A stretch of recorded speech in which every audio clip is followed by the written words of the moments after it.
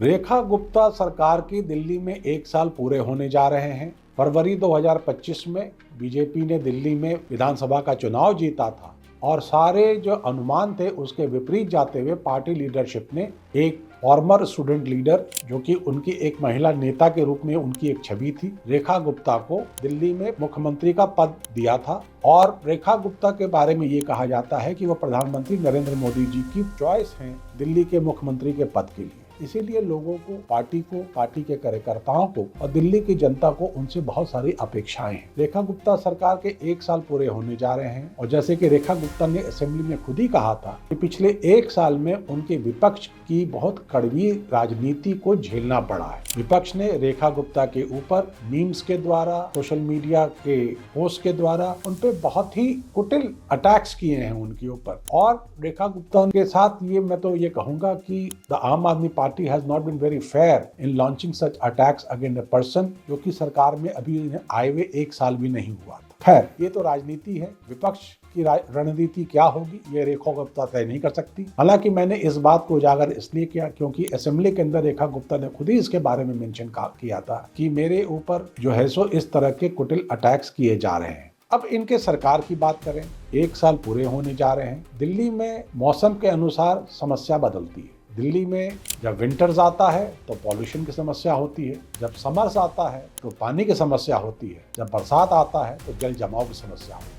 अगर इन 3 पहलुओं पे बात करें तो हम ये पाएंगे कि इन 3 पहलुओं पे, चाहे वो जल जमाव की समस्या हो, जल आपूर्ति की समस्या हो या पॉल्यूशन की समस्या हो, ये समस्या दिल्ली में एक लीगेसी समस्या है। कई सालों से ये समस्या है और किस 1 साल में ये सरकार से अगर ये अपेक्षा की गई थी या ये सरकार ऐसा कह रही थी इन समस्याओं का समाधान कर सकती है, तो वो नहीं हो पाया है। रेखा गुप्ता ने अपने हाल के कुछ प्रेस में दिए गए इंटरव्यूज में ये कहा है कि पहला साल फाउंडेशन का साल रहा है, हमने स्कीम्स बनाई हैं, स्कीम्स को फ्लोट किया है और अब इन स्कीम्स के द्वारा हम इन समस्याओं का समाधान करेंगे और जो दिल्ली के नागरिक हैं उनको इसके बारे में एक फील आने वाले समय में मिलेगा। रेखा गुप्ता जी की जो ये बात है तर्कसंगत लगती है क्योंकि जब तक हम स्कीम के फाउंडेशन नहीं डालेंगे, long term plans, policy planning नहीं करेंगे, तब तक हम समस्याओं का, अर्बन गवर्नेंस के समस्याओं का समाधान नहीं कर सकते हैं। लेकिन जो अर्बन पॉपुलेशन है, जो अर्बन वोटर है, वो बड़ा इम्पेशेंट होता है, उसे डिलीवरी भी चाहिए होता है,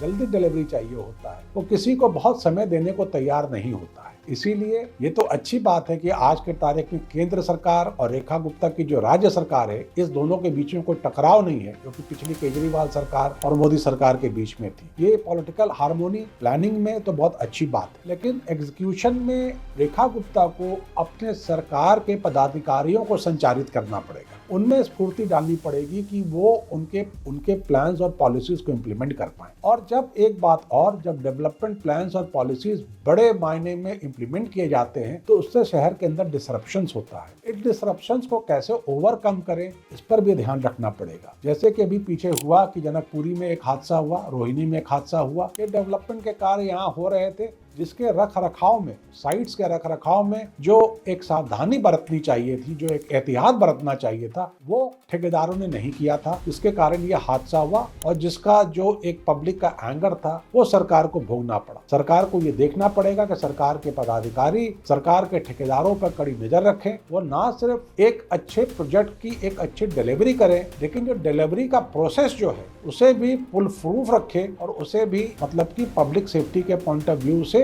सावधान रहें। तो 1 साल तो मैं ये कहूंगा कि रेखा गुप्ता का जो पहला साल है हम उनके बताए हुए बातों पे ही मान सकते हैं, उसका अभी मूल्यांकन का समय नहीं आया है। उसके मूल्यांकन का समय तब आएगा जब हमारे पास आंकड़े होंगे कि कितनी प्रोजेक्ट्स लागू की गई और कितना बजट का एक्सपेंडिचर किया गया। जब ये आंकड़े हमारे सामने आएंगे तब हम बता पाएंगे कि सरकार जो है सो अपने काम सही गति से कर रही है नहीं कर रही। और सरकार जब सही गति से काम कर रही होगी तो मुझे पूरा ये विश्वास है कि 1.5 से 2 साल के अंदर इसके जो रिजल्ट्स हैं वो भी आने शुरू हो जाएंगे। तो रेखा गुप्ता के लिए आगे डगर कठिन है पनघट की, उनके लिए आगे जो रास्ता है वो कठिन है, चैलेंजिंग है और उनको इन चैलेंजेस को फेस करना पड़ेगा। अपनी मंत्रिमंडल के साथियों को भी उत्साहित करना पड़ेगा, प्रोत्साहित करना पड़ेगा कि वो सरकार की जो पॉलिसी है उसको इम्प्लीमेंट करने में वो उसी उत्साह से काम करें जिस उत्साह से मुख्यमंत्री खुद काम कर रहे हैं।